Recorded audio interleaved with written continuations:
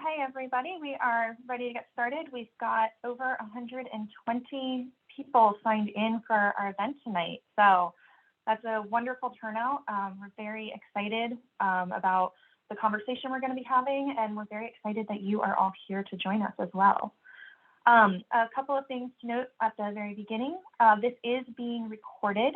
It will be available, posted to the county's YouTube channel later. We are also on Facebook Live right now. As you have any questions during the event, there is a Q&A function in the Zoom. You can also do that via Facebook Live. So please do put any questions that you have for our panelists into the Q&A section. Tonight's Climate Action Together event is hosted by the City of Charlottesville, County of Albemarle, and University of Virginia.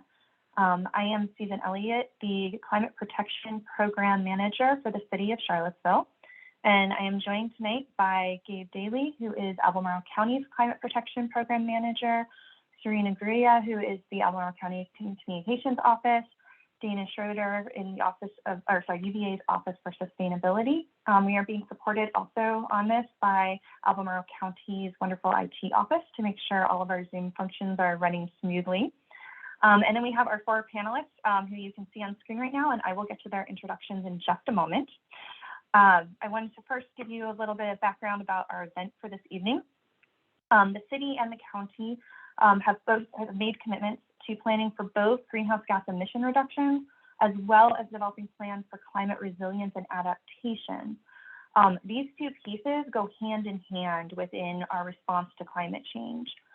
So tonight's event is, while it is focused more on those latter parts of climate resilience and adaptation, there are also connections over to reducing our greenhouse gas emissions as a community too.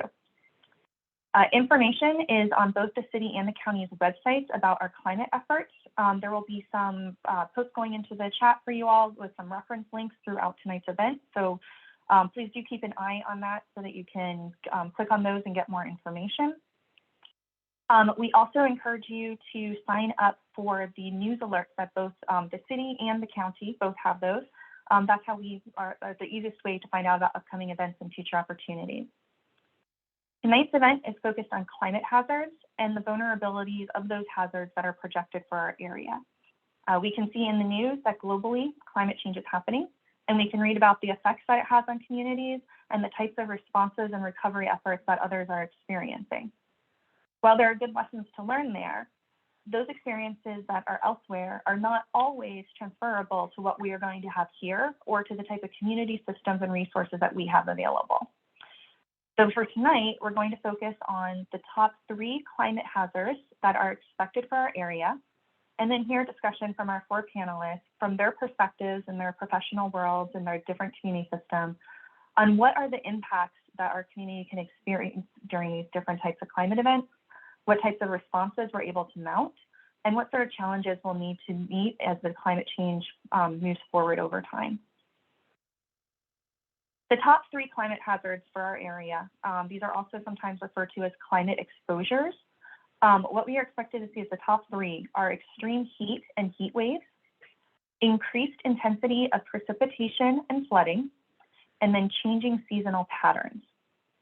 We have organized our event tonight around these 3 focuses, dividing our time into 3 different segments, each which will focus on a single one of those hazards.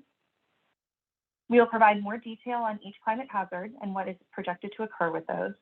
We will then turn it over to our panelists to start a roundtable discussion, sharing what their thoughts and their different responses are to the climate scenarios and projections that we have. Panelist discussion will begin with 10 minutes in response to 2 questions that we have prepared in advance.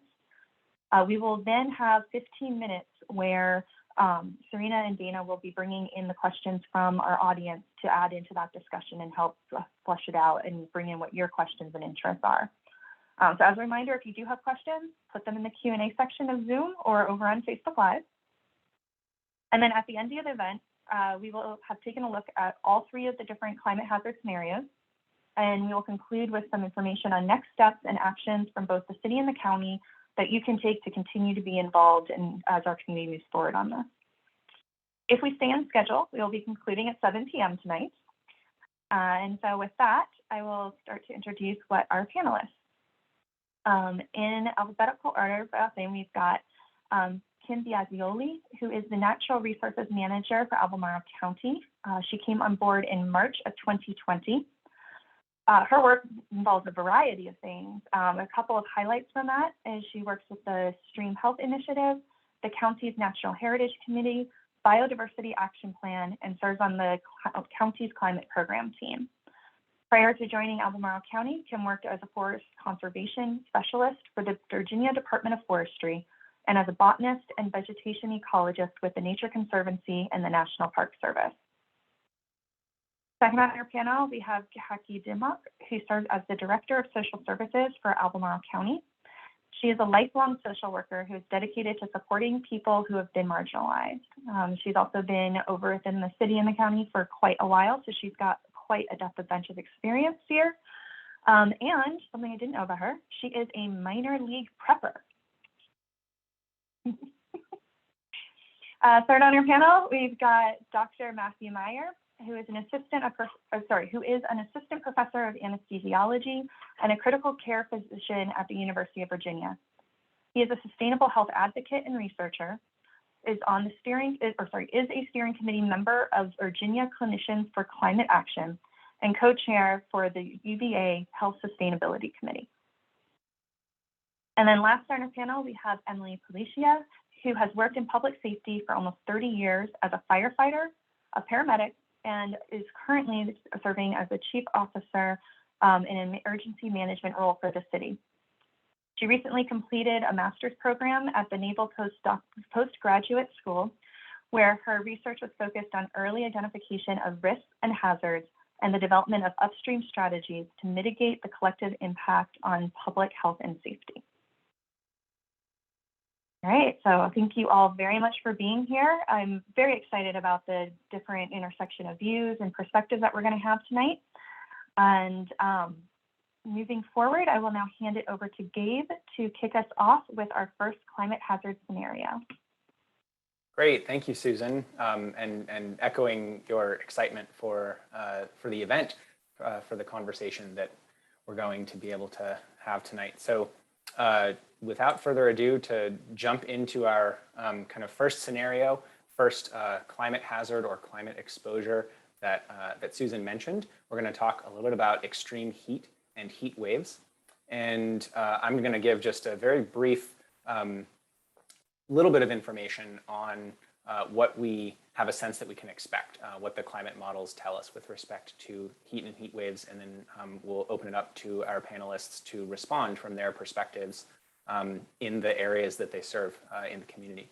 So it's projected that by 2050, that's just 30 years from now, that we will have twice the number of heat waves as what we currently tend to see in many of our summers, and that each of those heat waves is likely to be slightly longer by end of century 2100, which is only 80 years away, so be still the lifetime of some of our kids, 3 times the number of heat waves, and that those will be even longer.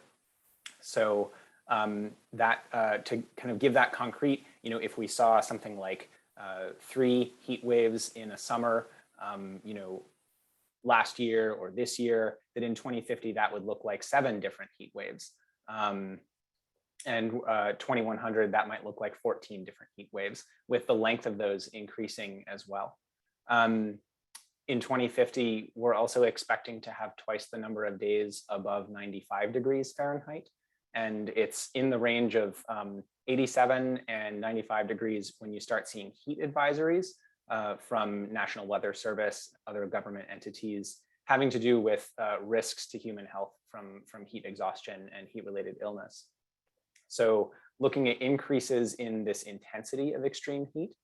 One other statistic that I wanted to share that is being talked about more and more, but might not be top of mind when you think about a heat wave, is the temperature at night. And so by 2050, some of the climate models are suggesting that we could see 5 to 9 times the number of evening temperatures that don't go below 75 degrees or that stay above 75 degrees Fahrenheit. That's also an important statistic because there's research about how it's really important for our bodies to be able to cool down and get relief from the heat at night. And that when we don't get that kind of relief at night, that can be more challenging in terms of some of the health impacts. So just to make this concrete, some folks might remember, but it can feel a little abstract when we're talking about these predictions for 10, 20, 30 years out. So I did want to give one concrete example looking historically, which is some of you might remember that the Charlottesville area experienced a record-breaking heat wave in 2020. Local news reported that as 35 consecutive days of 90 degrees Fahrenheit or greater. So some of you might remember that heat wave, but an intense period of over a month where every day hit a high of 90 or more. So just a little bit of some kind of statistics to give some parameters to this extreme. What do we mean by extreme heat and increasing heat waves? We wanted to start off with this conversation, inviting Dr. Meyer to kind of weigh in first and then seeing what our other panelists have to say in response. So Dr. Meyer, the questions that we wanted to pose to you first, see what your thoughts are when you think about hotter, longer heat waves, like some of the ones that I just mentioned, what is a top challenge that comes to mind for the work that you do? And what does our area need to be able to respond well going forward? Oh, you're muted. There we go. I was trying to be polite, made the great faux pas. Thank you, Gabe, very much for just first of all giving a nice synopsis of sort of the prediction models and what's going to happen locally. Anytime, just the scientist in me, anytime we start talking about prediction models, I just want to emphasize that these models are really pretty good, but there is an opportunity for them to be better, and there's an opportunity for them to be worse. And the best way to make them better for us is actually for us to intervene in some of the topics we hit just at the beginning in terms of mitigation and reducing emissions and impact on climate change. But taking those predictions that Gabe made at face value, which we essentially know some of them are already baked in, and we are going to have more heat, longer stretches of it, and it's going to have more of an impact. So from a health perspective, really what we are concerned about is the heat in and of itself and exposure to that heat. So there's two conditions specifically that we talk about. And these are sort of, they're wonderful medical terms as opposed to some, because they really describe what we're talking about. We have heat exhaustion and heat stroke, and these are heat-related illnesses, and they're on a spectrum. So heat exhaustion is when you've been out in the heat too much and you just don't feel well. Headache, dizziness, sometimes nausea. Heat stroke is if you don't attend to the symptoms of heat exhaustion, and heat stroke can be fatal. You can die from heat stroke. And what that is, and it's as described again with the word. So it's heat resulting in injury to your brain that can cause you to walk poorly. It can cause you to think poorly. It can cause coma, and it can cause death. So those are the two disease processes that we're particularly concerned about. And what I want to emphasize is that there's a subset of our population that we really need to be concerned about when it comes to these issues. And that's as much of the climate change and environmental issues that we're going to talk about, that's related to patients who are people who are particularly vulnerable. And when I say vulnerable in this situation, I'm particularly talking about people who work outside. So agricultural laborers, people who are harvesting in the hot sun, people who are elderly and don't have access to air conditioning, people who can't get out and take that break, let their body naturally cool off and then go back into the heat. People who don't have homes, who are living outdoors, transient members of our society. The young, the old, like these are the people that we really need to be conscientious about when we talk about these conditions. The nice thing, if there is a nice thing about this, is that honestly, the treatment for it is fairly simple, especially if you catch it in the early stages of heat exhaustion. It's get out of the sun, get cool if possible, drink some cool water, and then pay attention. If your symptoms resolve, you're probably okay. If they don't resolve, go get medical attention. What the community can do, which is the second part of this question, is interesting. So the best is clearly prevention. So it's don't get into the situation.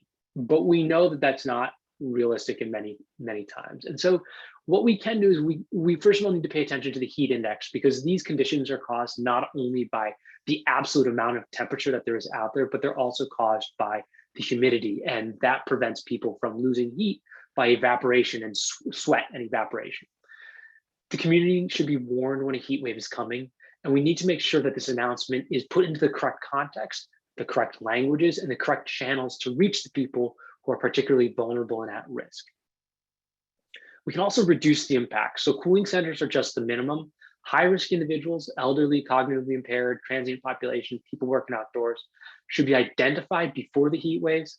And we should arrange some sort of transportation to cooling centers if possible, or if people refuse to go to cooling centers, some sort of idea of checkups and temporary portable cooling solutions. The next bit of that is a little more elaborate, and that's reducing the occurrences of it. So there's certain things that we can do as a community that can reduce, the heat island is sort of the term, the jargon for it, but just the fact that certain parts of our community are hotter than others. Incorporating green space, planting trees, and also painting roofs lighter colors result in a lot less absorption of heat. And then lastly, I think part of this is us all being a community and looking out for each other. Neighbors should be conscientious of those who are at risk, those who live around them, and be willing to reach out and just check in, drop off some cold water, say hi, and make sure that they're doing okay, and there's nothing that we can do for them. But it's a real condition. Those who are most vulnerable are most vulnerable in this setting as well. And so we have the opportunity to make some changes that can make it better. Ideally, we'll avoid most of the worst, but without a doubt, there's heat headed our way.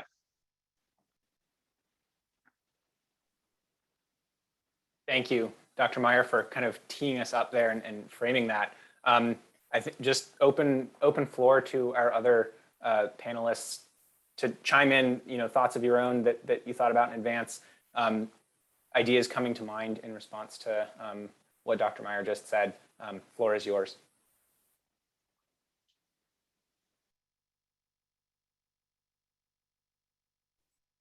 I guess I'll chime in. So one of the things that we talk about in the fire service is the 5 E's of risk reduction. There are strategies you can use to reduce risk in the community. And I won't bore you with all of the details of each, but there's some engineering solutions that we can do. So when Dr. Meyer was talking about cycling people and creating systems where you're not in the heat that long, also educating, that's one of the other E's, but educating and engineering some solutions, working with some of the companies that, the construction companies can't avoid being outside building and constructing in the summer. So working with them to set up rehab areas at their sites or put up tents and, just helping to educate the community about what those hazards look like and how quickly the onset of those heat stress events can happen, because they come on pretty quickly, and particularly in construction sites, they become extremely challenging for us and extremely challenging for the patient to be extricated. So the last E is emergency response, and we try to avoid that one at all costs. Really any education or engineered solution we can do, or even empowering people to sort of take charge of their own situation.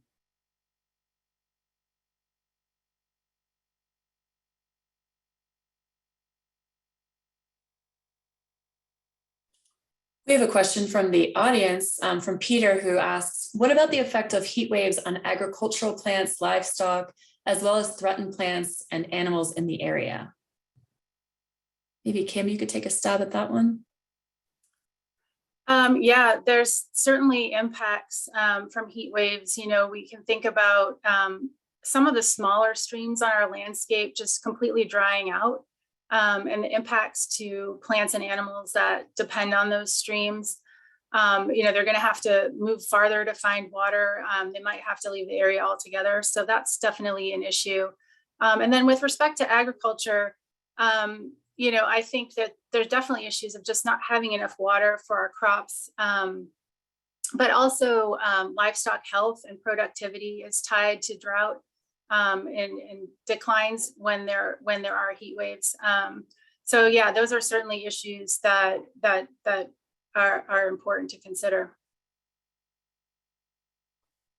I think along those lines, thinking about crop loss and thinking about sort of community preparedness, that there are folks who are growing their own foods as part of their sense of preparedness that may lose that. And so they lose the cushion that they have already if they have crop loss or their food producing gardens are no longer able to support their needs in their household. And so that expands the number of folks who would be identified as in need of some kind of community response as well.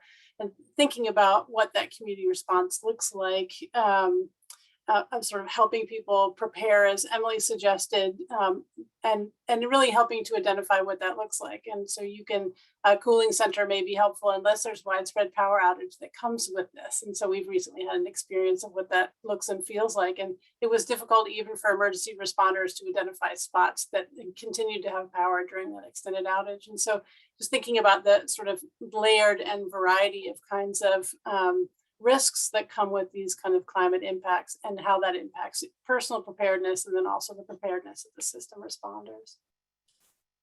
So Kaki, maybe stay with us for a second because we have a question about just the scope and scale about approximately how many people in Albemarle and Charlottesville don't have air conditioning in their homes. Is that something we know about? I'm certain that the collective royal we knows, but this we does not.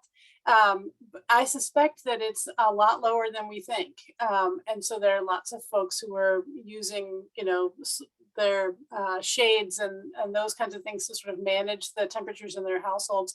And that might be manageable during sort of what we would identify as normal temperature swings. But if we're talking about the kinds of temperatures that Gabe had identified early on, the traditional mitigation solutions are not going to work, and we're going to place more and more people into both the sort of community risk level and also into the individual sort of patient risk level. And so for a community responder, does that mean we're delivering ice to folks? Does that mean not just water, but ice to people? Does that mean we're encouraging folks who can afford it to have battery powered fans with them? I remember in the Drought show 10, 15 years ago, that I had a friend who sort of moved to sainthood status by delivering several battery-powered fans in my house that really kept our household from getting a divorce, and also then from potentially hurting each other or running away because it was critical to be able to sustain. We had 12 days without power during that time, and so.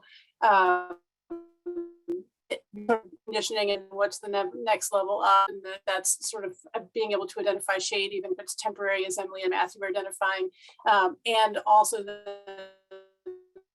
what are the potential of additional disasters. And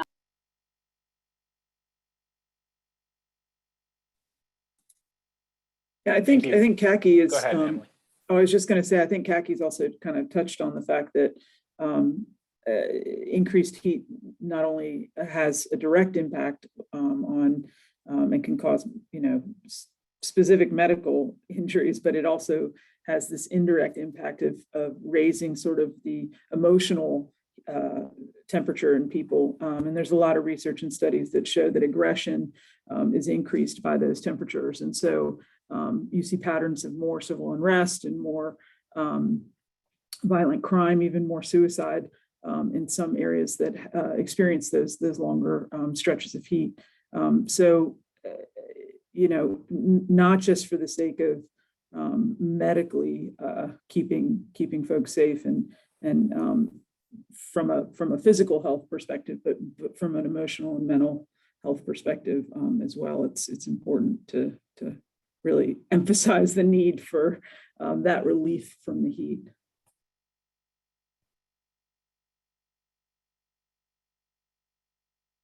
Thank you for adding that piece in there, and really great perspectives, everyone. I'll just chime in briefly to say I don't have the document handy enough to pull it up and kind of give stats on the call, but with the question about AC or lack of AC units or central AC, I believe that in the county's vulnerability assessment that we're conducting underway, we are looking at that kind of information to have some sense of where there might be greater vulnerability to the extreme heat. So I can't pull the data point out of my hat at the moment, but that is something that we're taking into account as access to air conditioning. Gabe, I can throw out there, I did pull the data out of curiosity about some of the calls that are run in this area and for the city and county and university area. For the last 7 years, the heat exposure calls have increased from the range of about 30 a year to 30 to 40 a year to now consistently 50 to 60 a year we're seeing. The bulk of those, I will say, are outdoors, more so than in homes with no AC, but that's roughly what we're seeing annually for the last few years. That's helpful. So Serena, you kind of seamlessly moved us into some of the audience Q&A, and we're kind of at the transition point anyways, where I was going to open that up for you to chime in. I wonder, if there are any more questions that have come in, particularly around this topic, and or if there are, other thoughts that panelists have. Absolutely. We have an infrastructure question. Scott asks, noting that Charlottesville is within a 50-mile radius of the North Anna nuclear plant, as heat waves increase in length and intensity, will the nuclear power plant be able to cool its reactors?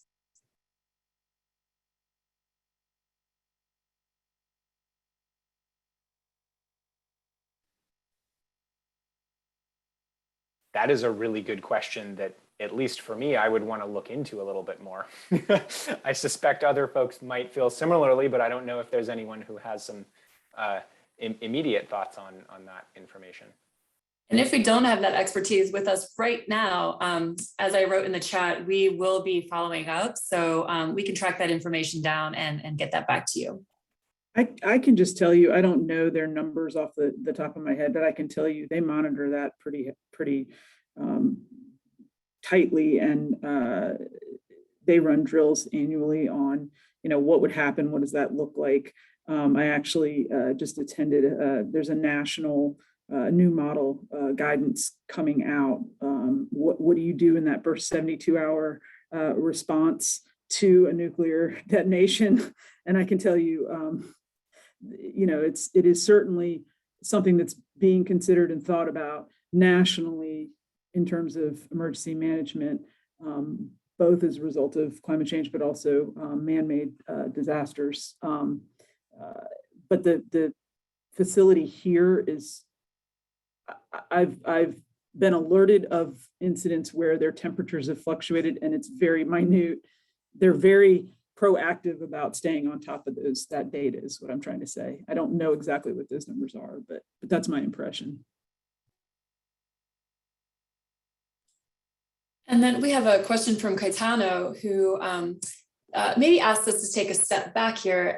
His question is related to practical examples of how Charlottesville will look, to give us an idea of the dimension of the impact. Many studies try to simulate that, and I will share this link in the chat. There's a link that says that Charlottesville climate will look like Marshall, Texas. Any insight on that in terms of dimension of the impact?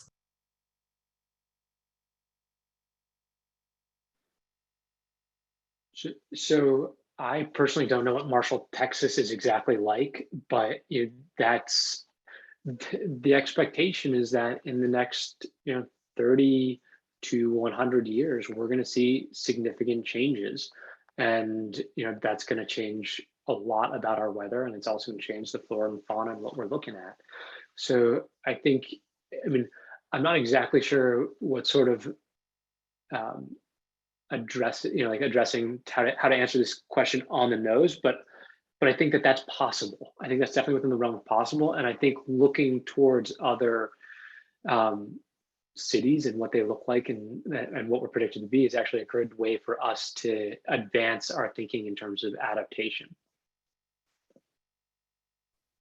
And I think it's important to find out about what Marshall, Texas feels like so that we might prepare for that. But between now and then, we're likely to experience lots of smaller scale weather related and climate impacts, like the recent storms or like the flooding and dredges. I know we're going to talk more about some of these other scenarios as they come up, but all of those individual or smaller scale ones will come at a much sort of more rapid pace because of the jet stream disruption. And so we're in a position to have to respond and prepare now and also prepare for what happens in 30 years. And so I sometimes will fall into that trap of thinking this is a long-term thing. We have lots of time to prepare for as long as we get enough shorts before then, but that's not the case. These impacts are actually happening to us right now as well. And so we should plan for Marshall, and we should also plan for next week. Kim, I have a question. Actually, two folks asked similar questions about what are the efforts in place to increase tree cover to provide shade? And does the city or county have funded plans to increase green space and shade? Well, I am not sure I can speak to what the city is doing, so other folks might be able to do that.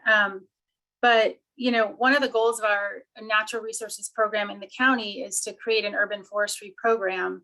And we don't have that at the moment, but I think over the long term, that could really help mitigate, the heat island effect that Matthew was talking about earlier, and get a lot more urban tree cover in the county, and particularly in high priority areas. And then another thing that we are really working hard on is retaining vegetation, and particularly forest cover in the county. And so through our land conservation programs and things like conservation easements, we have some tools for doing that, but there's certainly a lot more that could be done. And Serena, can you remind me the second part of the question? Oh man, you caught me off guard here. I think it was about whether programs are funded. That's right, to increase green space and shade. Yeah, So,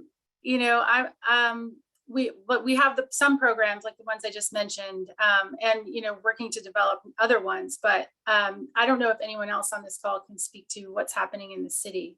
I'm not really familiar with that.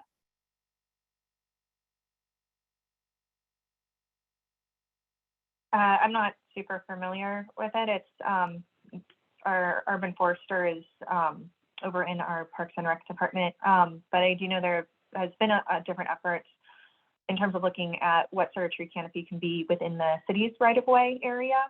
And I know there has been some conversations over the last couple of years within this tree commission of starting to look at what about then on privately owned property and what are efforts that can be done. I'm not sure if there's funding directly associated with that or if that's part of what their discussions are. The city also, it's either done or it's just about to be done, has an updated tree canopy study. So that will also be some newer data that we'll have out there shortly, if it's not already online. Susan, I'll add, just since you brought it up, the tree commission typically operates on public land and not private, but they have done initiatives in the past where they've solicited interest from private homeowners, landowners. And I can say that with confidence because I was one of those that signed up and they came and planted a tree on my property 2 summers ago. Or helped me to plant a tree. It was an amazing experience. They taught me how to do it, and 2 people showed up and helped me do it. And they described actually the challenge with not being able to access that private land only in limited times, and it's when there's funding. And so I think that is an opportunity system-wide. I think that's an opportunity for us to explore a little more. I think the interest is there. But I think that it's not known. That just might not be known about for folks. So I can't remember how I found out, but I thought it was pretty amazing. So We have a question from Diane that relates to land planning. So we might have to address this in a follow-up, but her question is, how do the plans for greater density or increased density, which might result in more impervious coverage, less open space and tree canopy, connect with the concerns of heat? So I wonder about, if somebody could address just increased density or increased population even, and how that might be impacted.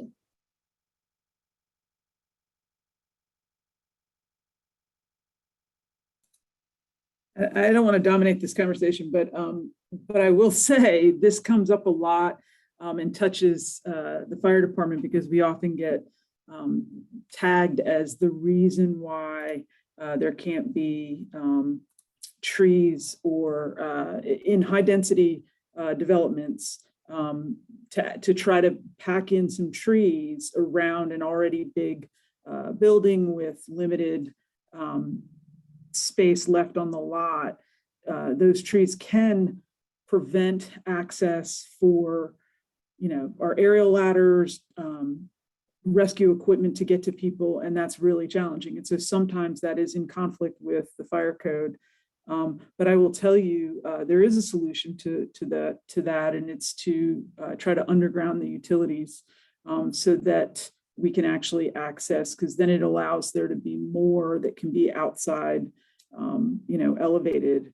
It's just when you get power lines and trees and all of that confusion. And I think we just saw it with the snowstorm too. The power lines and the tree canopy are all in the same sort of grid, and it's problematic.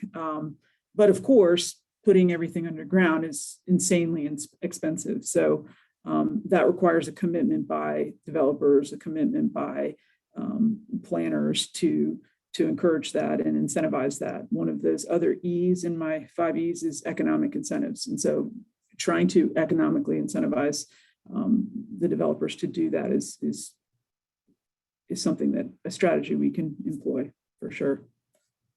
I'd like to just tackle a little bit of that question, because I really do think that, sometimes solutions are so low tech, and trees are one of those solutions. It's simple, but it's not easy. It takes a lot of love to raise a tree in the center of a city. But I think a lot of this, we need to be very intentional with our planning. And that's where we are at. We do have the opportunity to make a lot of difference. We have almost all the technology we need to solve our problem if we had the will. And what we need is a lot more will and I think focus on this as being truly a priority, which will require some sacrifice. But trees are one of these low-tech solutions that's right there. And with attention and time, it's not just the cooling. They reduce air pollution. They reduce flooding. They suck up stormwater. Clearly the carbon effect. They make oxygen. There's wildlife, and they've also been associated with improvement in people's mental and physical health. So there's a lot to love about simple trees, and clearly there's concerns about them in the city, but probably in most situations with a little bit of effort, the benefits far outweigh the limitations to them. And I'll make a pitch for making them fruit trees so that we can solve a couple of problems at once.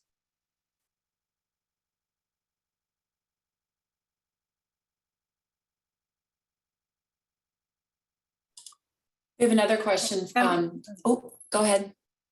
I was just going to say, I was going to follow Emily's comment about incentivizing development, and just mention, something else that we're working on in the county is looking at ways that we might be able to encourage or and promote or incentivize low impact development practices, where we don't necessarily have the authority to require those things.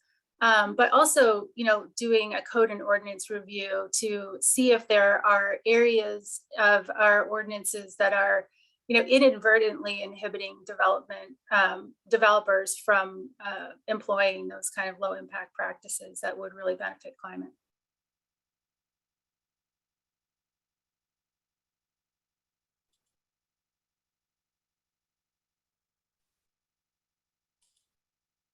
So on that note, are there before you jump in, Oh, just gonna Yeah. say before you jump in with the question, just a time note. We're at about the time that we had, or kind of amount of time we'd scheduled for this first chunk of the conversation, but we are also a few minutes ahead of schedule. So so just wanted to give the time check for everyone, and if you do want to go ahead with another question, maybe time for one or two more, and then we can transition to the next topic of the event.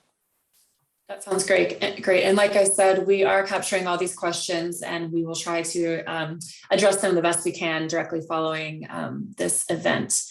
Maybe a quick, easy one is, are there zoning ordinances in place to require green space, trees, etc.?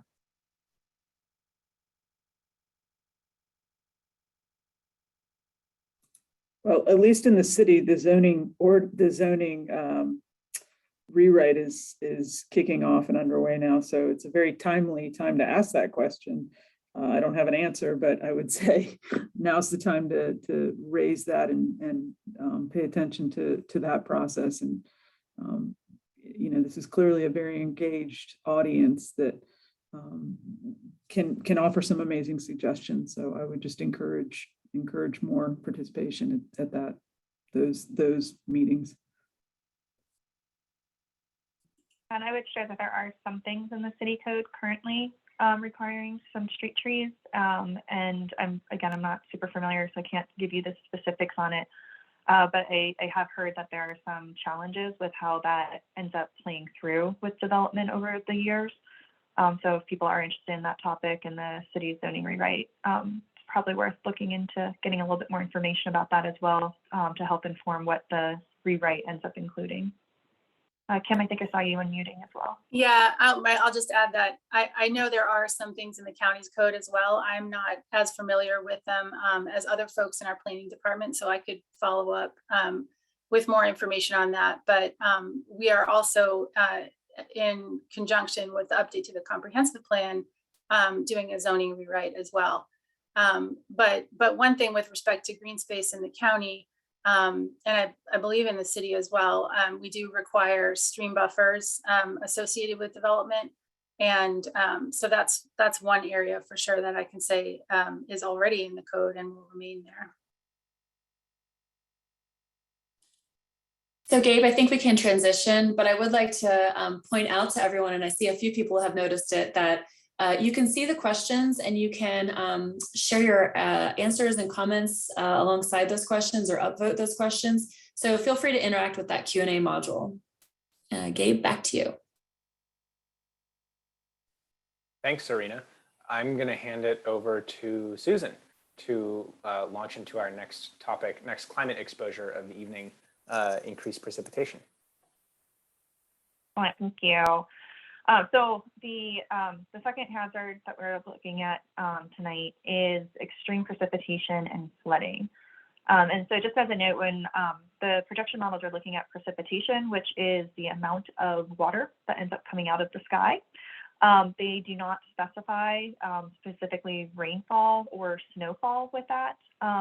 All the models though are leaning and pointing towards us having a greater number of warm days and a fewer number of below freezing days. So as we're looking over the next 80 years, there is likely to be some shift on that. But when we're talking right now about intensity of precipitation, we're expecting it mostly to be rainfall, but it is not necessarily only that.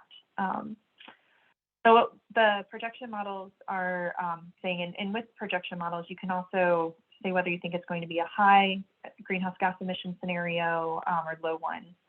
Given what we've been seeing globally with that, the models that were run for the city's climate vulnerability assessment piece are using those high emission scenarios for it. So I did want to just put that out there. It references back to what Dr. Meyer was saying earlier about if we can reduce our emissions overall, it does then reduce the severity of the impacts that we're looking at down the road. So with what we are looking at right now with our projections, we can expect to see a moderate increase in the number of heavy or extreme precipitation events that we would be getting. And by heavy, that means a greater than 2 inches of precipitation per day. In terms of flooding events, the models are projecting we'll have about the same number of events each year, but each event will then be a higher intensity for it. And so we've just had all of our snow events, and I've seen the different projections for our weather predictions for this week and next in terms of other smaller storms that, you know, weather observers have been keeping an eye on. But like looking back a couple of years, back to 2018, there was a pretty big rainstorm that came through the Charlottesville area. It flooded a number of roads. 2 people ended up dying during or as a result of the interacting with that event. I know during one of our city events on our climate vulnerability assessment, we got comments from members of the community about that. There was also an observation that flooding historically has been more common out in the county, not as much in the city, but with the growing intensity, the growing number of rainstorms, development patterns as well, that could be shifting. People were concerned about, you know, what do people do during that initial response to an event? What does that then look like several days later while the water is still slowly receding? And then there are also questions that came up.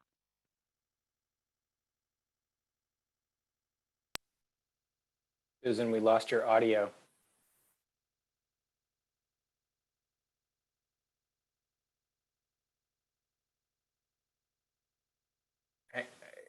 I think it's sort of, yeah.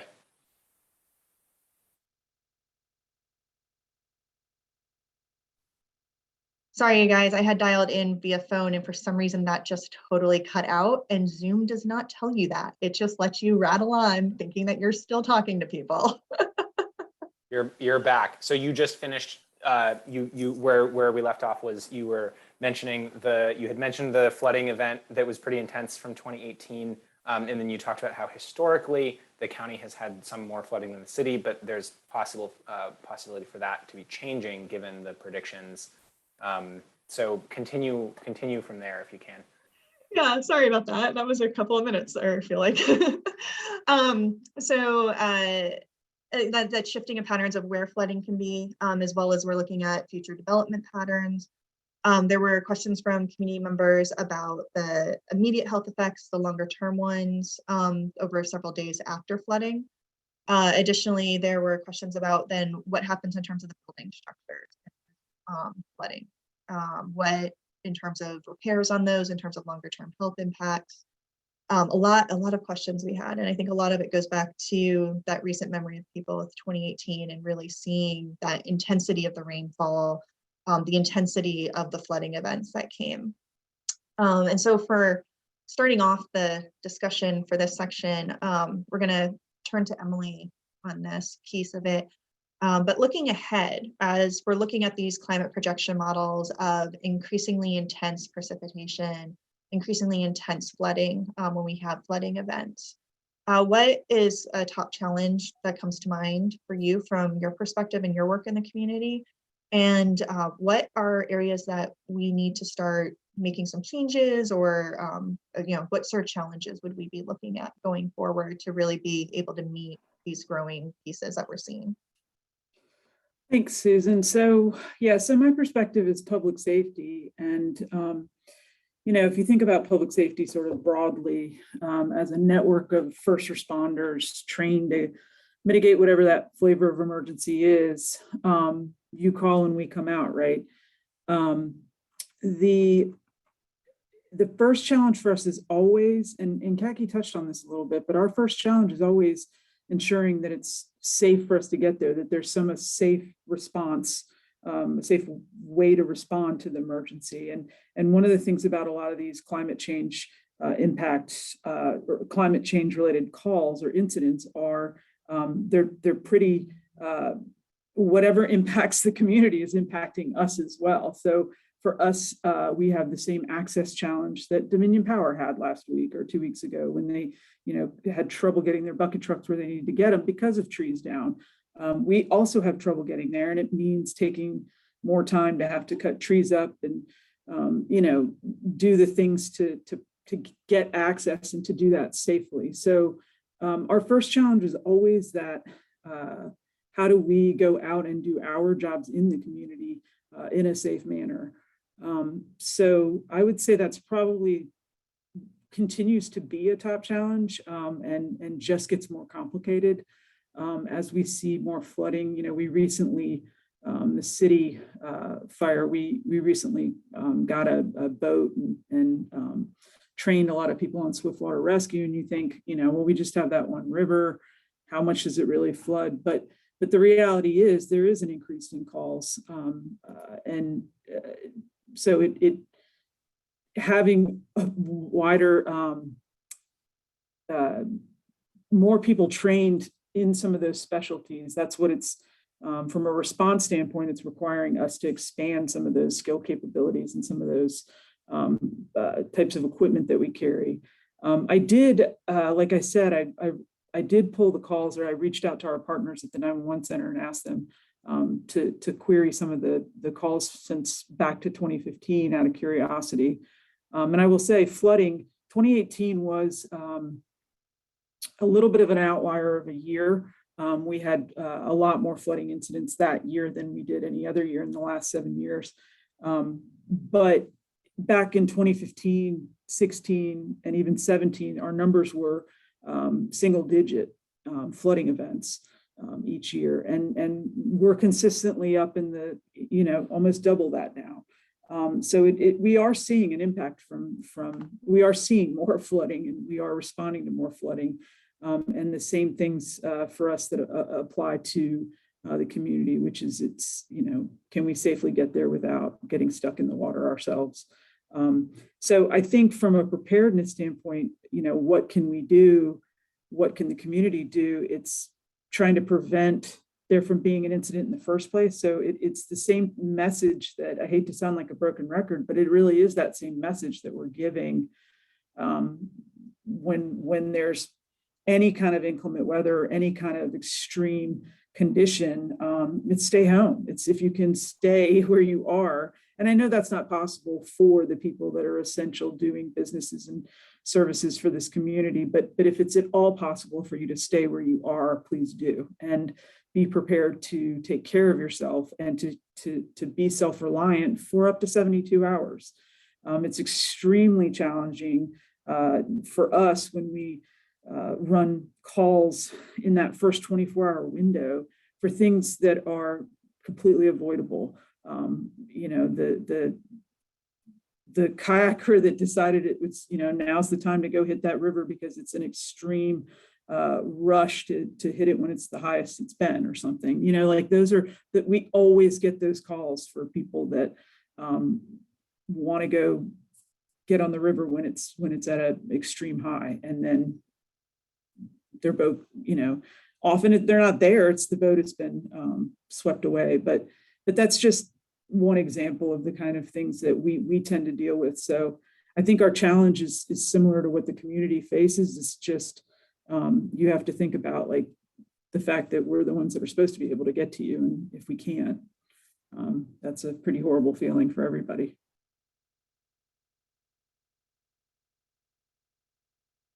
I think, did I answer that? Yeah, thanks. Thanks, Emily. Invitation to others to weigh in from your perspective on the rainfall and flooding piece. What comes to mind?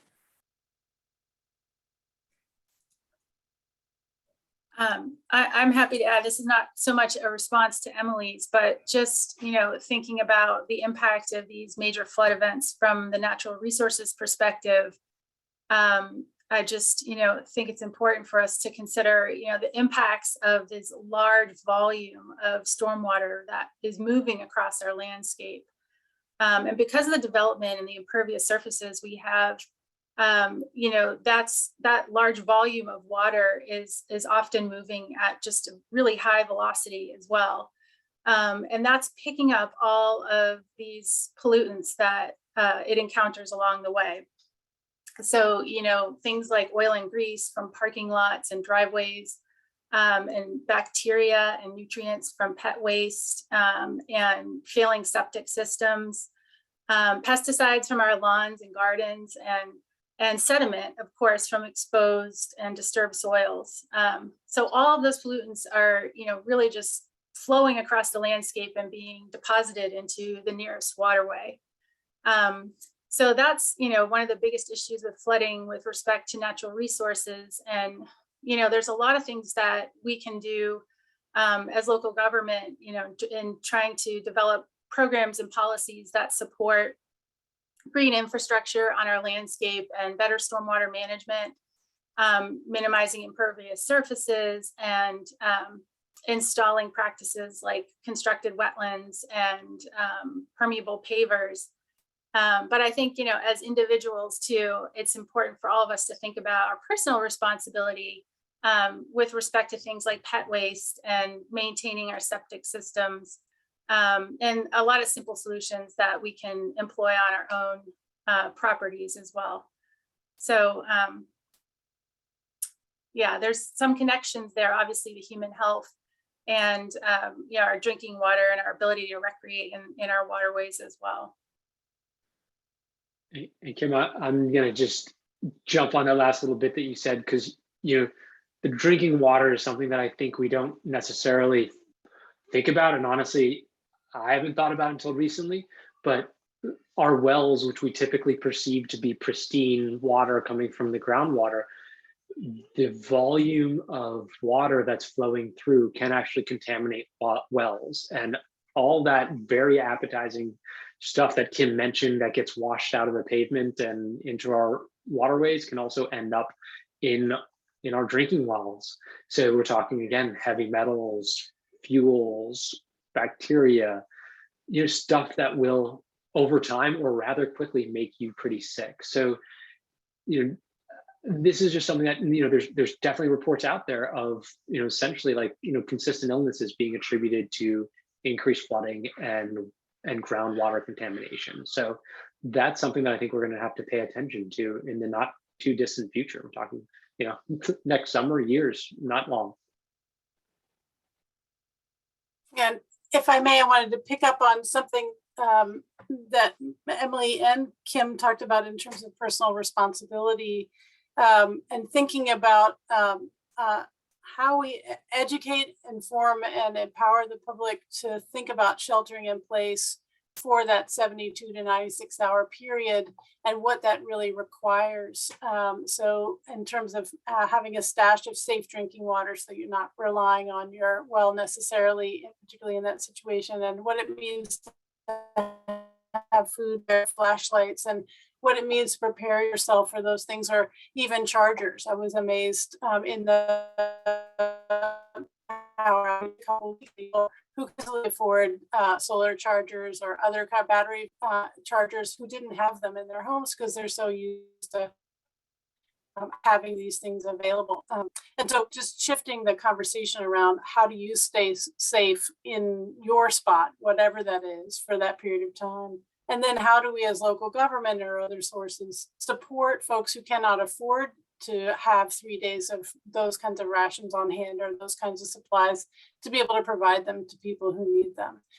Because in the situation of a flood, in fact, it may be very difficult for first responders or any kind of responders to make their way to you for that period of time. So how do we establish that both expectation most folks have the resources to do that? Yeah, I'd like to jump on that too, because I think you're hitting that managing expectations is something that I think is really important for the community to understand. One of the national emergency management mantras that's out there is emergency start local and end local. And you'll hear FEMA say that. And it used to drive me crazy as a phrase, because, I would hear it as it's the locality's problem. Like I would hear it as like a way of them sort of separating. But the more that I'm actually in it, in this part of emergency services now, the more I'm realizing that really what it's intended to be and what it's intended to promote is that self-reliance, and also to encourage localities to really understand and embed themselves. And by localities, I mean the government and associated NGOs and agencies that really understand your communities, because only local can understand the needs and the risks and we know who our vulnerable populations are better than the state folks or the feds. So it's important that not only do we understand what those needs are and where those pinch points are and vulnerabilities are, but that we support them in non-disaster times as well. So those relationships are there, which is really a lot of the work that Kaki and others in her field do to embed themselves and understand those services that are needed. And but that's really I think it's not just that encouraging people to be able to be self-reliant and be mini preppers like Kaki, but to be also to understand those needs within each of the communities and what those look like, so we can support them or find the proper support for them, a trusted neighbor or whatever that might look like. Yeah. Thank you, Emily, and thanks everyone for your thoughts on this topic. This is a really interesting discussion, and it's we're at that point of continued discussion, but opening it up for some Q&A. Dana, I think you're gonna take this one, bringing in some questions that folks have. I'm going to do my best to select from the number of great questions that we have in the Q&A. One that's gotten a lot of upvotes. Is the county working with the Department of Transportation to better manage use of medians and roadsides for native plant use and less cutting in order to help with erosion or flooding?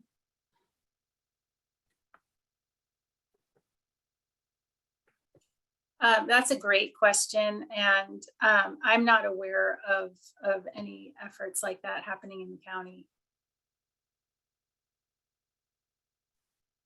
One piece that I'll chime in with is, so the county is both this part of this event is at the beginning of the county and city working on our climate resilience planning. And so green infrastructure is certainly something that we're thinking about in terms of a key piece of that resilience planning. It's already been talked about in terms of extreme heat. But that green infrastructure can also be helpful for natural stormwater facilities to help increase drainage. And so while I can't speak to kind of like specific projects yet, that is certainly top of mind of thinking about the benefits of that kind of facility, to use the technical speak, but basically an area that can help with drainage so that it isn't running off into areas that causing more of a hazard during a flood event. The benefit of that green infrastructure also is, of course, can address heat and also helps with carbon sequestration. So those kinds of strategies can be great because they can support our multiple aims at once.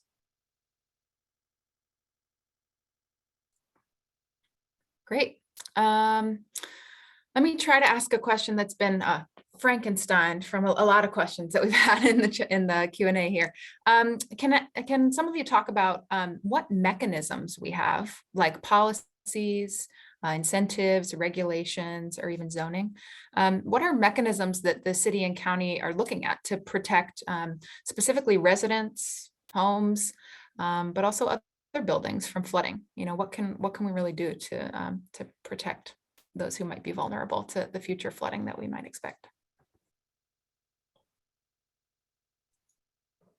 It's not my area of expertise, but I will say as a city resident who's lived through the addition of the stormwater tax and the way that that's structured, that's very directly set up such that the more green space you have, the less tax you pay. So you pay more for how much runs off your property, right? And so that's one example of, I know that there are, our stormwater infrastructure is something that has been intensely examined and improved and discussed over the last 10 years. And I'll say also, I know the different utility, the Rivanna's Water Sewer Authority, the county, the city, those groups are probably, of all of the regional, well, I shouldn't say they're probably the most cohesive. That group has been working together with an eye on preparedness and emergency planning for over a decade, longer. I can remember going to workshops that, 10, 15 years ago, where they were collaboratively looking at what happens if this dam breaks, or what happens if, and running scenarios and doing all those exercises in preparedness from an agency perspective. So, like I said, it's not my area of expertise, but I do know that that is one element of our systems and our structure in this area that has spent a lot of time and effort building the relationships and understanding that critical infrastructure, and how do we protect it, and how do we support it in a way that really makes this community safe and healthy. Yeah, preparedness is absolutely a mechanism to protect people in our community. Yeah, that's one great aspect of this question. It was kind of a big question, so I'll see if anybody else has thoughts on policies, regulations, zoning. Dana, can I chime in again just briefly on one element, because some of my colleagues in the county's environmental services division do work on some of the particularly stormwater and look, helping to ensure preparedness in that regard. So three brief things. One, my boss, Greg Harper, is actually one of the main folks who inspects dams in the county. So to Emily's point, just bringing up, dam safety, that we have, the chief of the environmental services division at the county is responsible for inspecting dams, making sure that they're in good, safe working condition. And a number of my colleagues also check on stormwater facilities. So the county does have standards for the kind of quality effectiveness of stormwater facilities on private property. And I have colleagues who do inspections on that. And then in addition, who actually maintain public stormwater facilities. So that's the second one. And then the third one is in terms of planning, and I realize this doesn't speak to like policy or zoning or those elements of the question, but at least in terms of kind of planning preparedness, the state government has a community flood preparedness grant program that has had several rounds of funding. The city has already received some grant money through that. Susan, if you want, feel free to say more, but the city has received some funding through that. The county is currently looking to apply for funding in another round of grant applications in that regard. And that money is there to help with flood preparedness planning. So we're seeing that as kind of a subset of our overall climate resilience planning at the county, but with a key, certainly key importance on that. And so I can speak a little bit, a couple of different things. There is the Community Flood Preparedness Grant that Gabe spoke about, and the way that the application structure for that grant is structured is communities have to develop a flooding resilience plan before they can then be eligible to apply for funds to actually do improvement projects.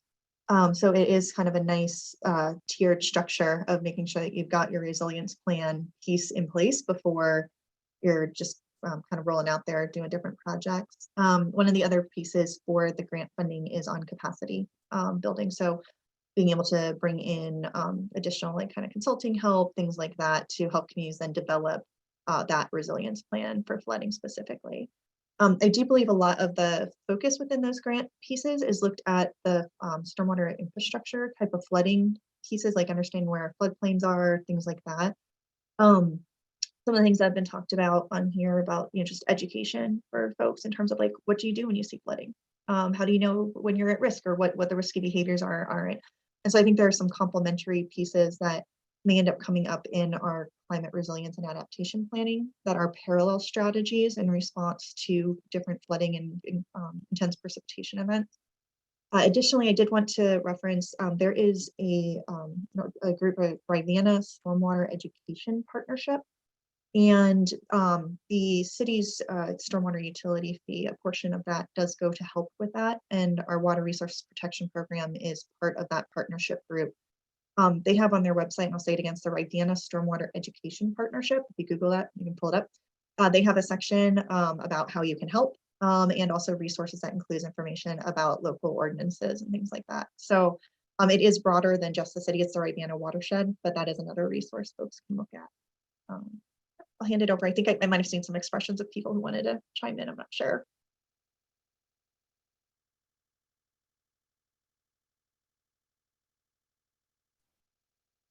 I think that was a fantastic answer with solutions all the way from, national grant programs down to the individual awareness. So let's move on to the next question. I think we would be remiss if we did not talk about parking, which an attendee pointed out, of course, absorbs heat and also does not allow water to flow naturally. Any recommendations or comments on reducing the footprint of impervious parking spaces?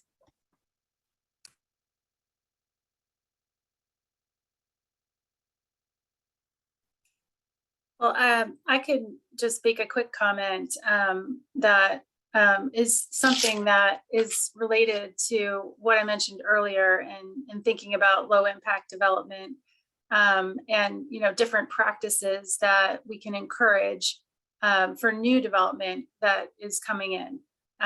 So that's one aspect of it. I don't know of any policy level type of things, but I just will agree with you that it is an issue that we can work more on. I mean, I think it's a great concept to drive, no pun intended, to drive at, because it's the two issues that were mentioned. First of all, we get better absorption on non-asphalt surfaces, and then second of all, they are giant heat sinks, but they're also facilitating transportation by cars. So one thing that we can really work to as a community is to make our entire town more bikeable, more walkable, and more friendly to alternative types of transportation. One that's taking off in many parts of the world is actually electric bicycles, which allowed you to extend your reach, pretty much allow anybody to hop on them. But again, you don't want to be taking that on 29, like you need to have a route to get yourself into the city without getting into an accident. So that all again needs to be intentionally planned. But I do think that that these themes are connected, and so transportation is an area that needs to be addressed, and again addressed at like a lower carbon footprint, and also one that's going to be more beneficial to wastewater runoff and reducing heat in the city.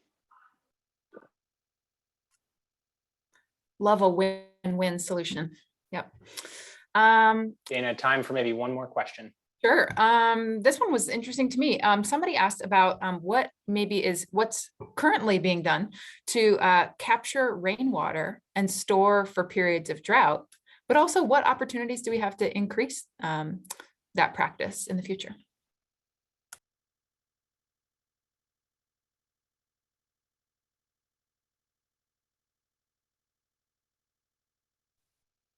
Well, I can throw out there that there, for like individual households, there are the options for rain barrels, and there is a rain barrel rebate that's available that's out there. If you're looking more larger scale at something like our reservoirs, one of the pieces when the Ragged Mountain Reservoir project was done about 10 years ago now, maybe 12 years ago, was they built it to be able to have I don't know what the technical term is, but I'll call it like an expansion level. So the water level is here right now, but they built it to be able to increase up in case population growth or we just need more water supply over time. All that does go back to the presumption that we get enough precipitation or rain melt that can then get captured in that reservoir. But that was one of the design features that was built into that project when they were working on it several years ago. And then that does not, and I don't know how to speak to this out in the county where folks that are on well water and not on piped water system. That's an area I just know those exist. I can't speak to them.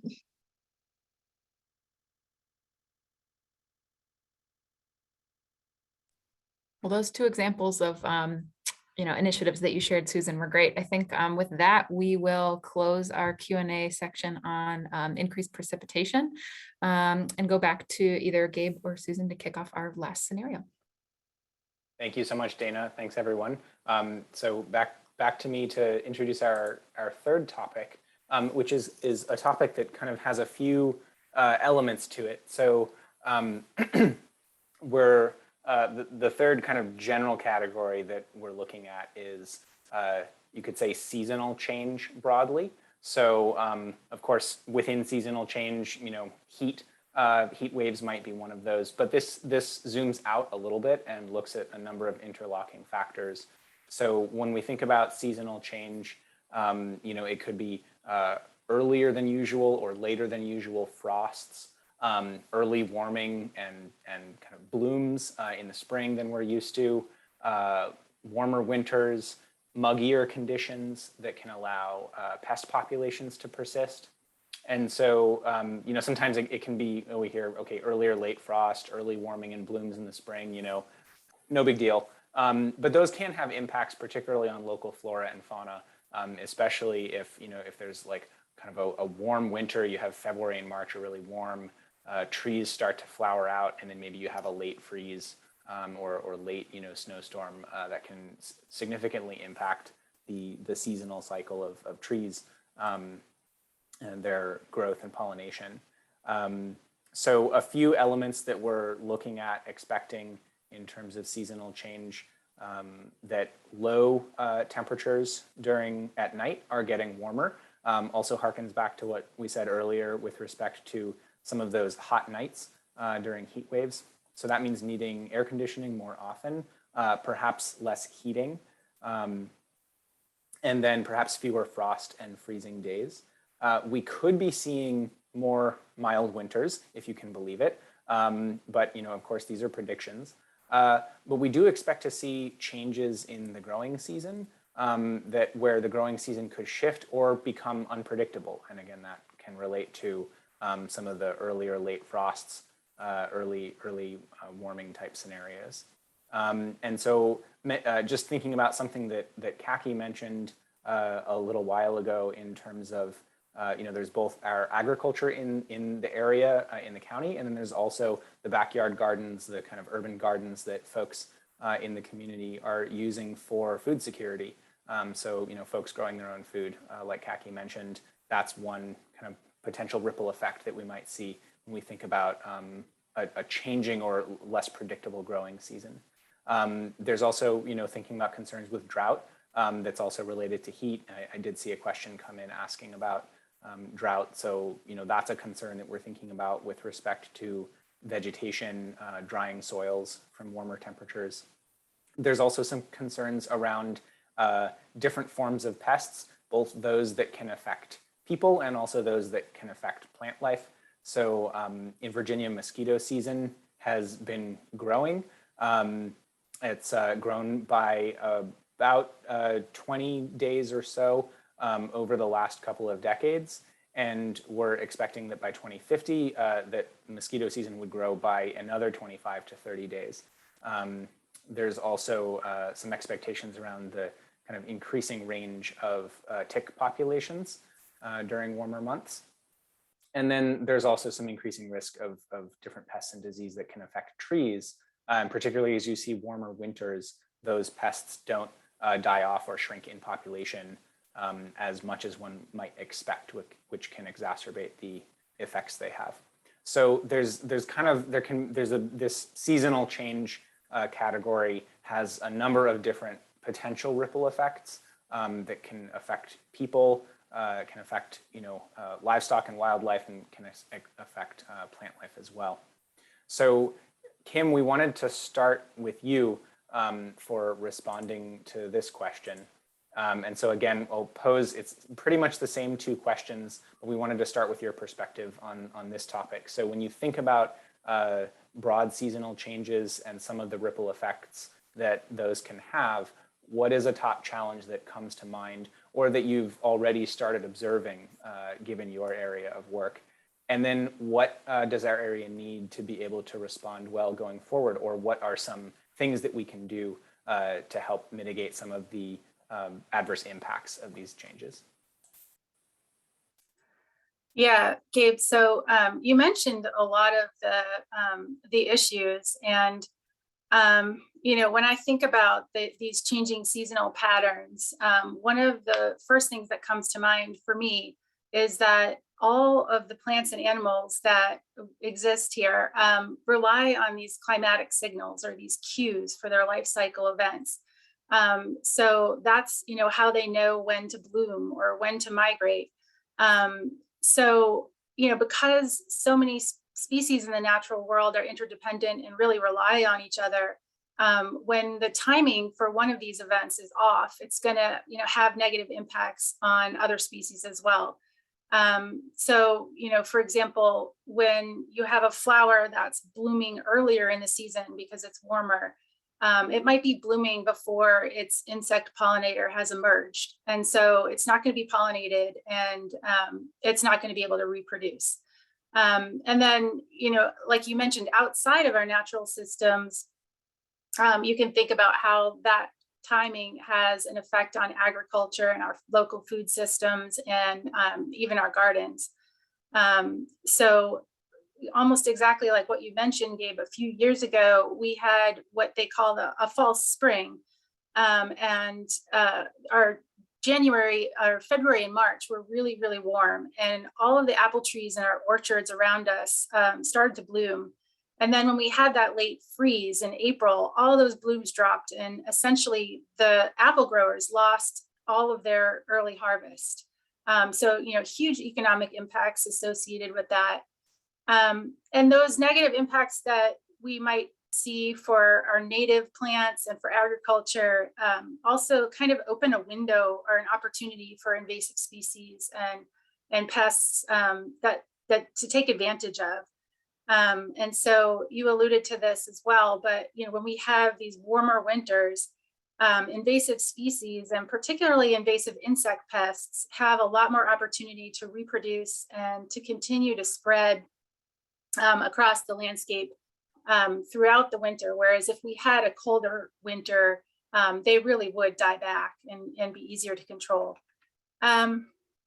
So, you know, some of the things that we can think about in terms of responding to this challenge, you know, we've mentioned focusing on resiliency, but also thinking about habitat connectivity in the landscape and green infrastructure.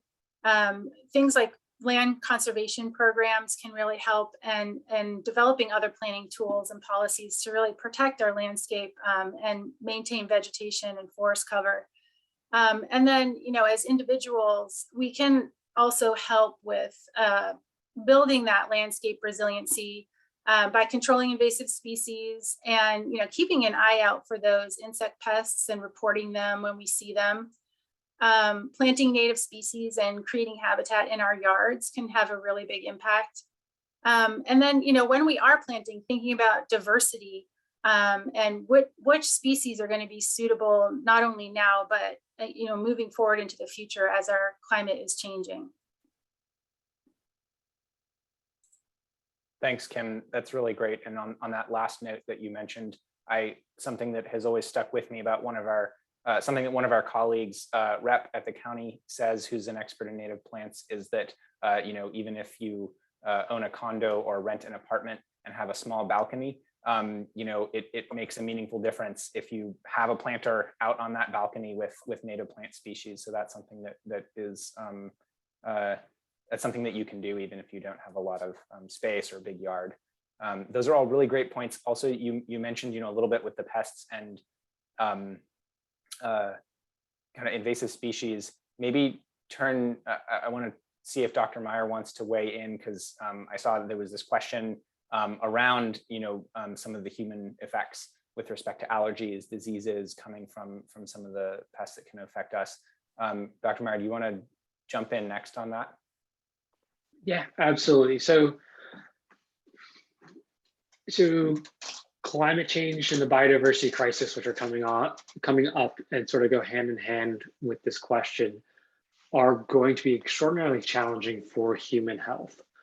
Just like sort of as an overview, there's essentially no organ system, and we're talking, the body over, including the mind, that's not going to be negatively affected by changes in the climate.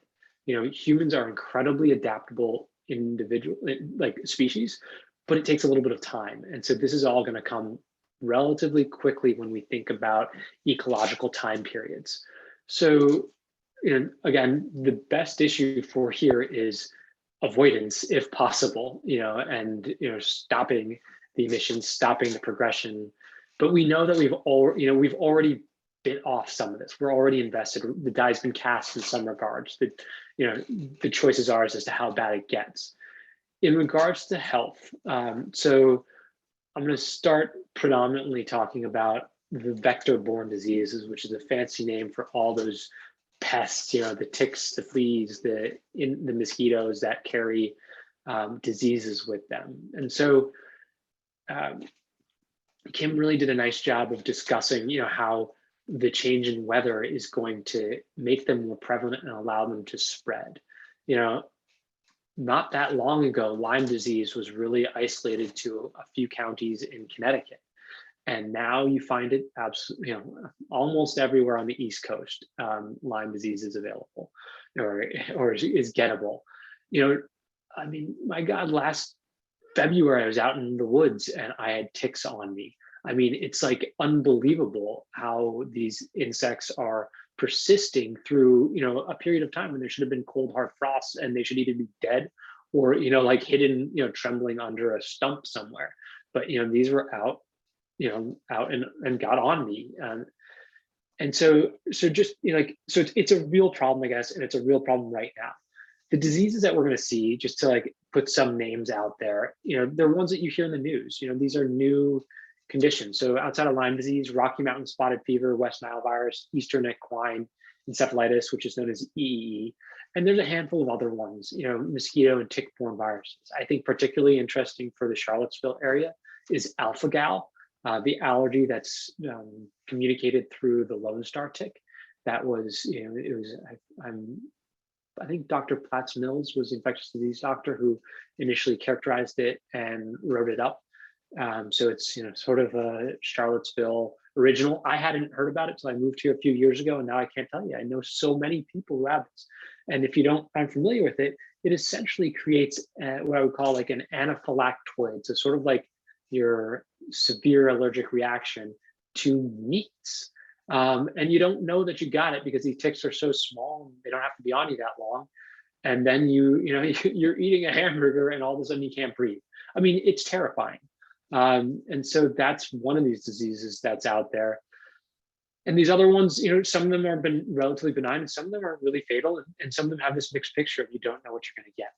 You're going to get nothing or your heart's going to stop working, months down the road. And I don't mean to, really create an undue fear because we're going to live through this, but it's really going to change the manner in which we live through this.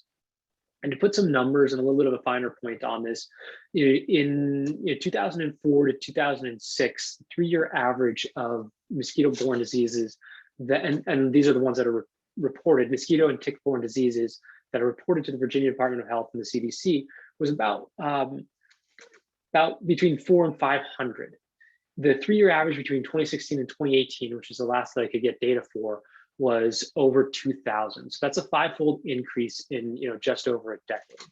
Some of that's probably recording and sensitivity, but that's real. That's a real increase. And to give you a couple of resources, there's a wonderful institute. It's called the Fralin Life Sciences Institute at Virginia Tech, and they've got a research group that focuses on vector-borne diseases. So I'm actually going to drop a link into, I don't know, it'll take me a second to do that, but drop a link to the chat so you can take a look at that. But there's resources and there's really good people that are looking into it.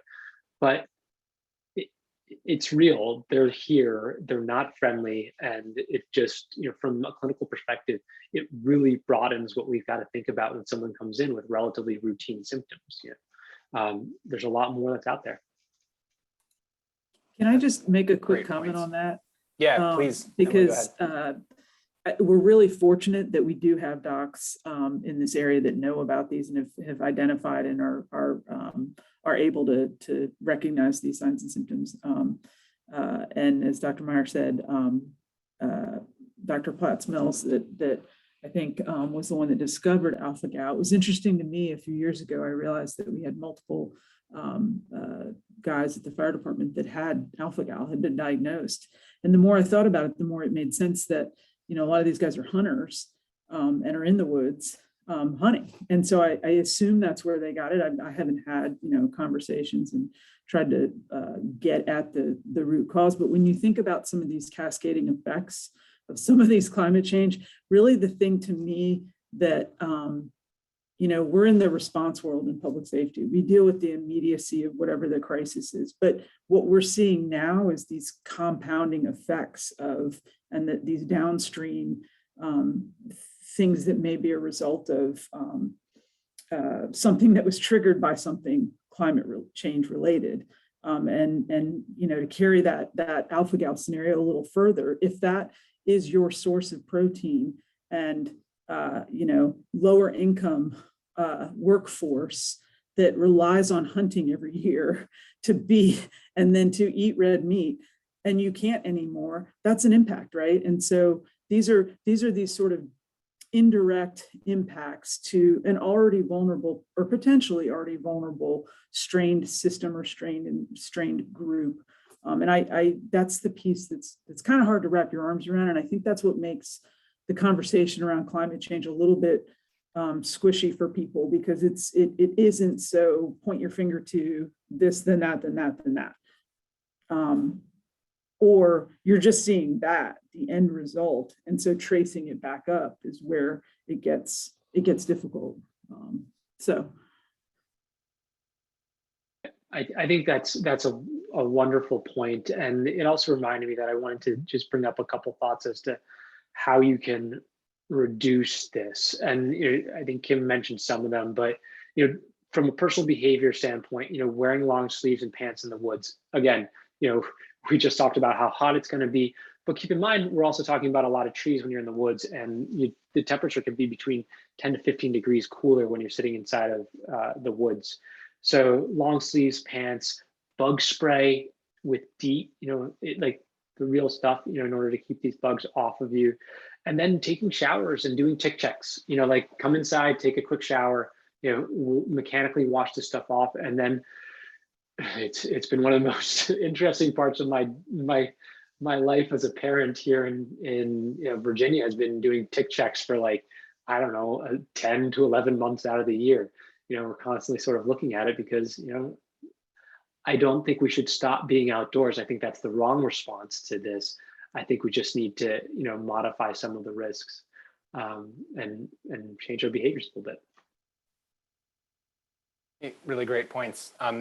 It might be good to kind of move into the sort of Q&A and see Dana and Serena if there are any questions that folks have about the seasonal changes. And I also saw your note about that there's quite a few questions from audience members about sort of the city and county's overall climate resilience planning processes. So maybe we can do a slightly shorter Q&A session on the seasonal change topic, and then Susan and I can each say a few words about next steps. Sure. Yeah, we actually haven't had as many questions come in through this third scenario. So the one question we got that was specific to this scenario was, when do invasive species become climate adapted species?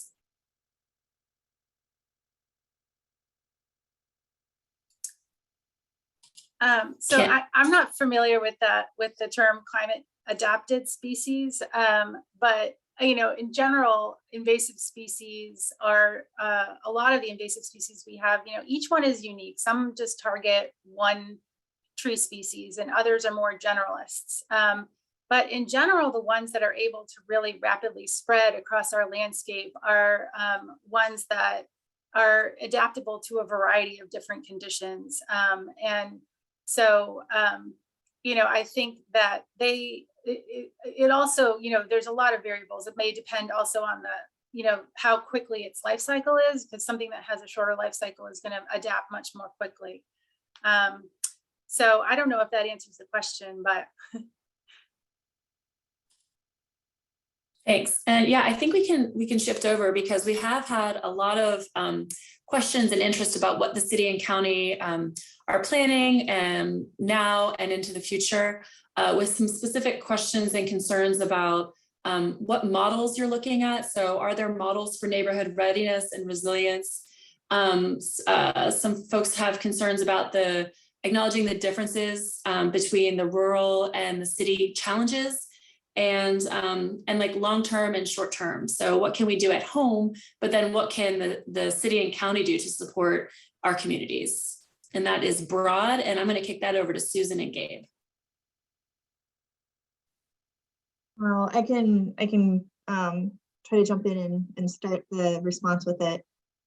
So the city has actually already started its climate vulnerability assessment process. And with the commitment to doing a climate adaptation plan, the first part of that is identifying what are your climate vulnerabilities. What are the places where we need to then come up with strategies.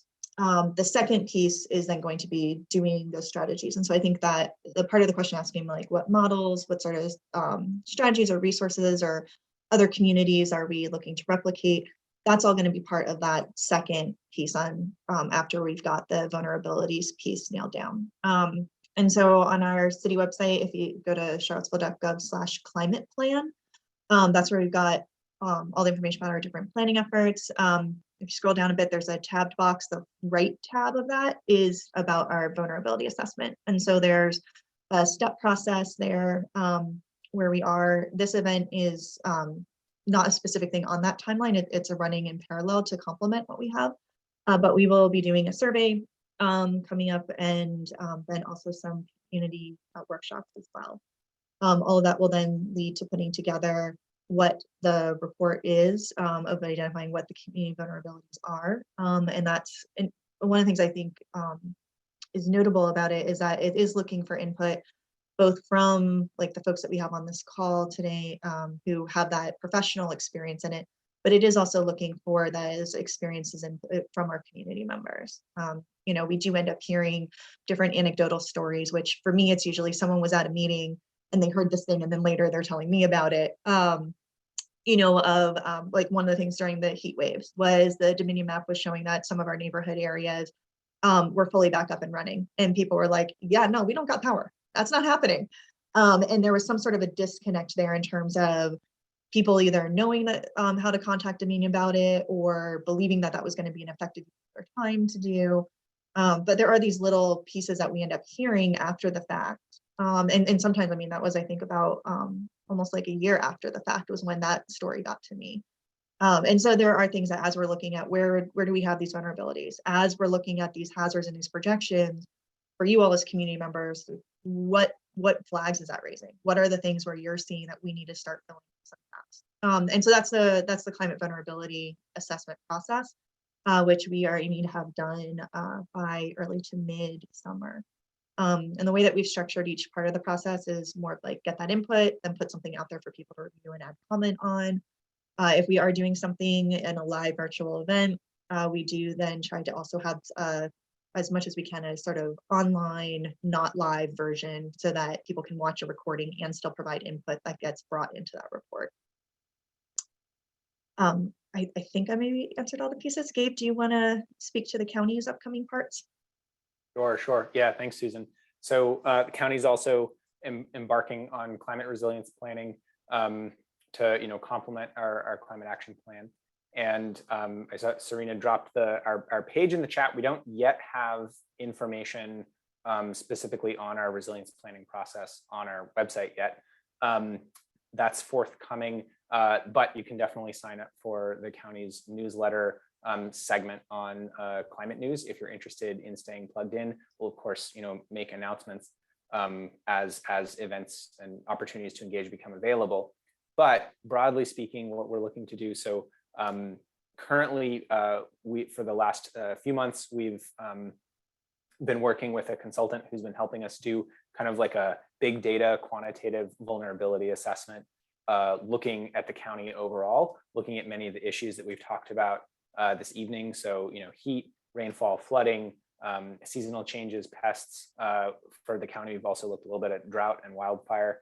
And we're in the final stages of preparing that vulnerability assessment into a report that we can share with staff, with other staff, with our partner agencies, with board of supervisors, and broadly with the community.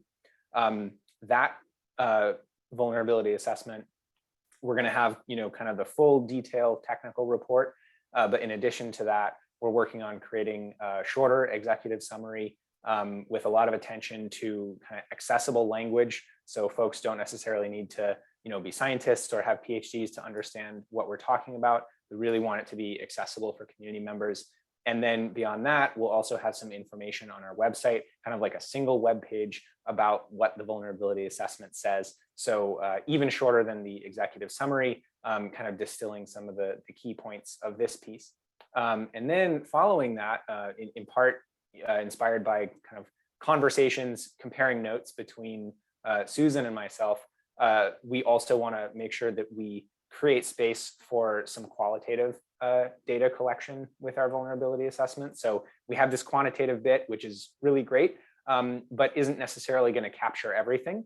And so, like there was a chat a while ago this evening, saying, hey, like my neighborhood has some recurring kind of low-level flooding challenges. And so we're going to create an opportunity for folks in the county to be able to kind of maybe put a pin in a map and say, hey, like, okay, we see that your quantitative assessment said this, but it doesn't, but my area has some recurring issues and that doesn't show up.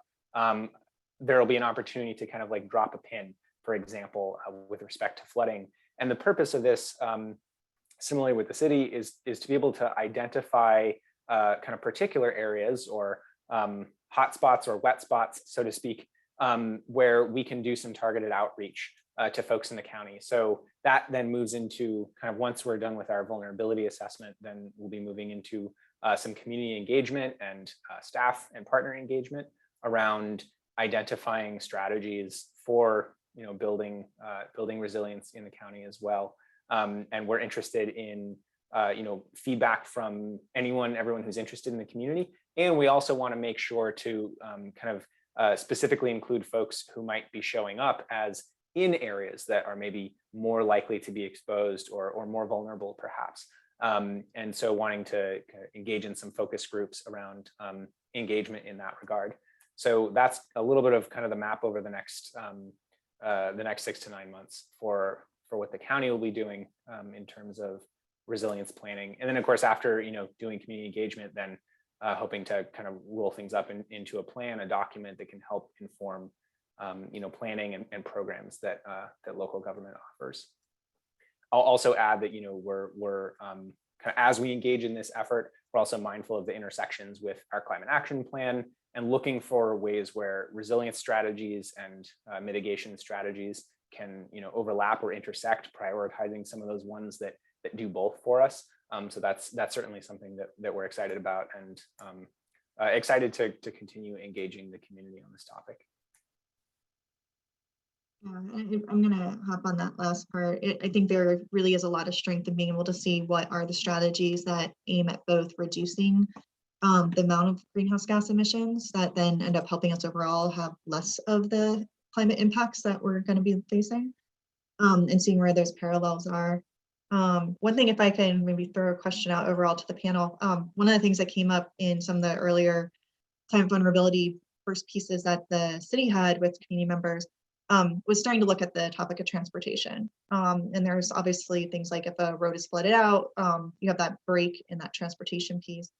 But I'm kind of curious to throw out to our panelists about, as we're seeing things of wanting to reduce people getting in their own vehicles to go places. So starting to use transit more and making that a more accessible or possible opportunity, asking people to do the walk or bike or e-bike or scooter.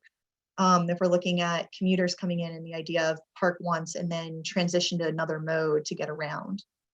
Where kind of thoughts do you guys have on what we're talking about with these climate projections in terms of like the heat, the precipitation, I'll call it the natural landscape, and how we got a lot of questions tonight about planning, and transportation is kind of the other side of land use planning. So I'm just gonna kind of throw that out there, wild card at the end for you all, just macro, not one hazard in particular, but do you all have any kind of thoughts about that idea of shifting transportation, and where and how does that come into our conversation tonight?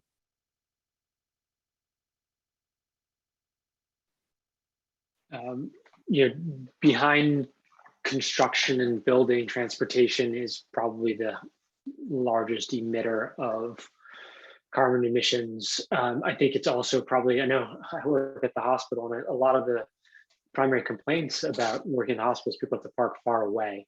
And so a fair number of nurses already, and nurses and other workers already do a lot of commuting. And so I think that it's one of the largest employers. And I think that if you could be very intentional with where you locate some of these bus routes, et cetera. And I know the hospital's already done some of this.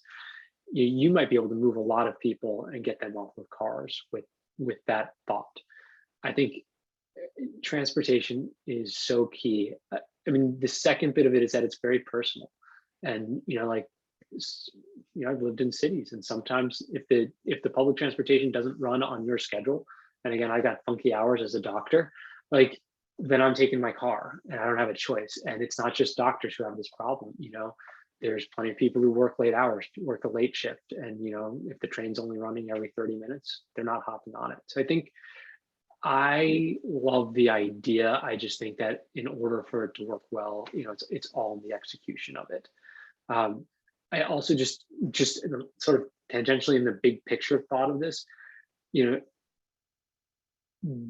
climate change, for some reason has become a politically loaded topic. I think it's too important for it to have any politics behind it. Something, especially from a health perspective, it's going to be very personal to all of us. But I do think that to some degrees, when we frame this conversation, it's important to see that it's a little bit of a luxury to be able to look, 1 year, 10 years, 30 years down in the future, when some people, are literally looking at, today as being the day in which they've got a personal crisis. So I think that it's very important for us to, as we work to coalition build on all of these topics, to be, to realize that there's very different views out there on this, and that we need all of these people to, to at the very least be accepting of these views and hoping to help us move forward, to really make strides in mitigating and then, subsequently adapting to some of these climate changes.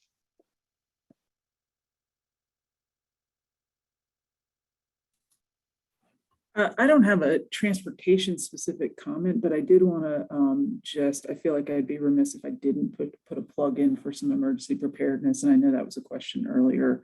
The region has a regional emergency management office housed with the 911 center, and then city and county and university has a robust emergency management group, but the city and county are building ours currently. And there's a centralized website that was just recently launched, and I'll put that in the notes, and I just posted it. Hopefully that went in to everybody. It's in the chat.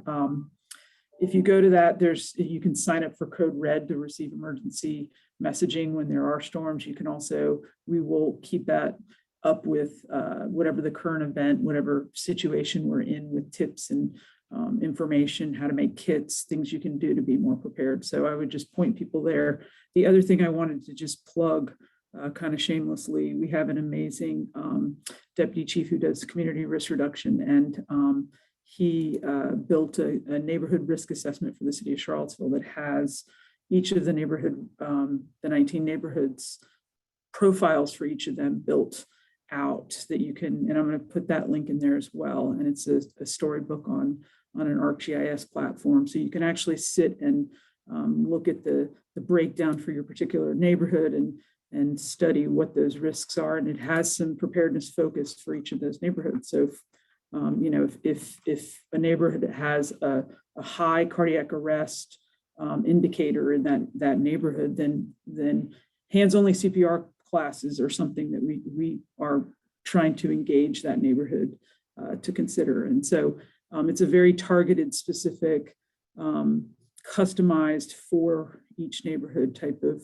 approach. And that's one way in which, you know, the city is trying to really tackle matching services and matching resources and needs where the needs are. Kaki, did you want to chime in? I did. I just wanted to say, when I was thinking about a response to the question around transportation, that I was thinking about transportation as being a social justice issue in terms of access for folks who generally don't have access to services and activities and or ways to get places. And that reminded me of this 2021 Philanthropy Day speaker that the CNE did, the Center for Nonprofit Excellence, had Heather McTeer-Toney as their keynote speaker for Philanthropy Day. And she did a really remarkable job of couching climate change work as social justice work and identifying that you cannot have them be separate, that they automatically are intertwined, that all of the activities around responding to climate impact are social justice issues. And so, and vice versa, you have to be working on all of those things simultaneously. And if you don't know who she is, you should look her up. She was a regional EPA administrator under President Obama, and somebody who has really made a huge difference in the community. So just framing climate change and resilience building as social justice, I think, really changes a lot of people's minds about who should be involved in that conversation.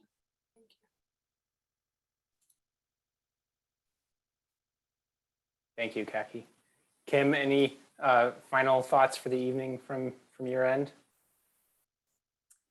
I don't have a good answer to Susan's question about transportation, but just, you know, one thing that I'm thinking about with transportation, you know, with respect to the rural area and, you know, thinking about land use and long-term planning, you know, just thinking about you know, concentrating public transportation in the areas that need it, and considering, you know, when we build roads out into rural areas, immediately development follows. And so I think, you know, with our master plans and long-term planning, thinking about land use, that's another just consideration, I guess, with respect to climate change and retaining, you know, the natural landscape and natural cover that we have in the county.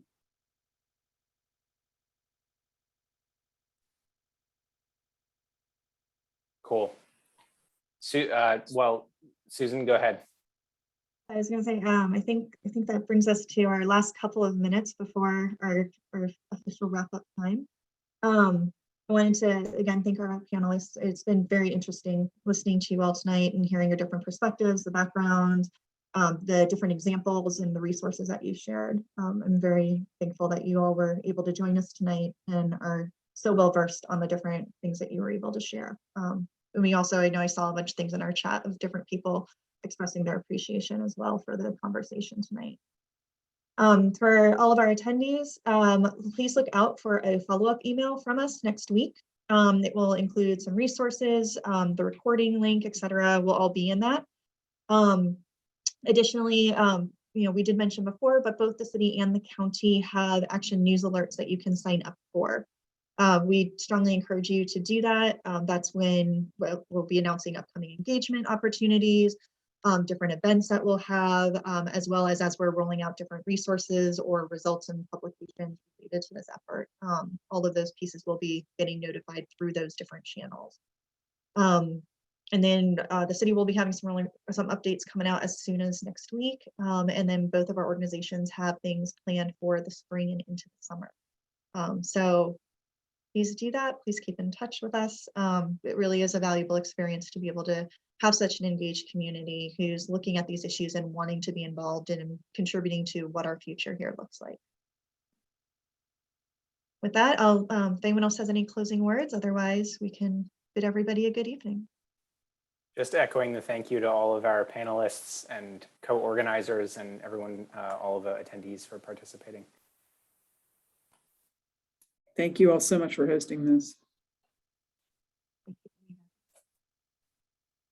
You guys are the stars of our show tonight. Thank you.